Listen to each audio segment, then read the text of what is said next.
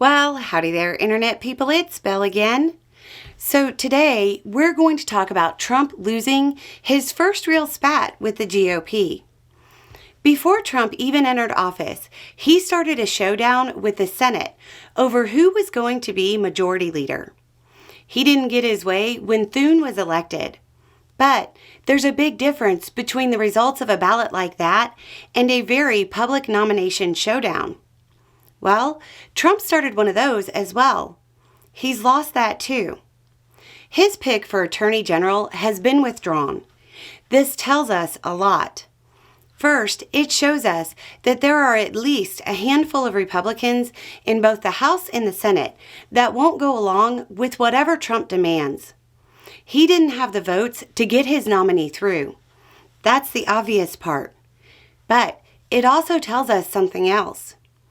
Trump, as part of his demands for the new Senate Majority Leader, said, quote, "Any Republican senator seeking the coveted leadership position in the United States Senate must agree to recess appointments in the Senate, without which we will not be able to get people confirmed in a timely manner."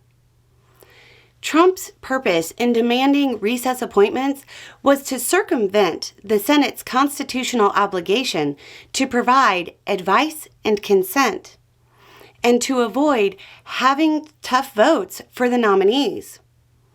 What do recent events tell us?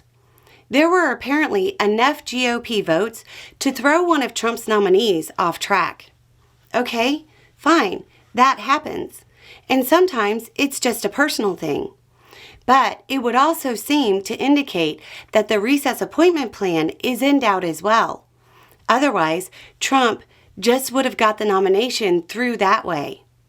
This tells us that there are definitely a few Republicans in both the House and the Senate that either take the Constitution seriously or had other political reasons for their early opposition to Trump in a very public showdown. There are a couple of big things to remember about this development, and they seem to contradict each other, but they don't.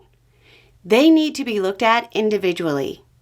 First is that just because you had a handful of Republicans push back on this one issue doesn't mean they're going to push back on every issue, or even most issues, or even 10% of issues. It's important to remember that for those in the Senate, a plan to use recess appointments in the way Trump indicated was a big ask.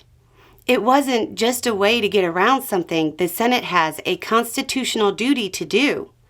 It was also something that undermined their own power. Most of Trump's requests won't fill those two very specific criteria. It's important to manage expectations about this.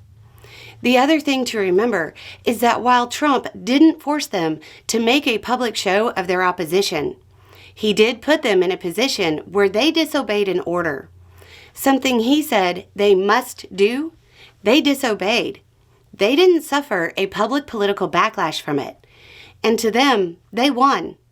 They'll be more likely to do it in the future.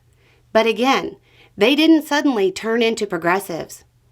You might see the same people we've been talking about cut Trump a deal to get some of his other nominees through in the future. Anyway, it's just a thought. Y'all have a good day.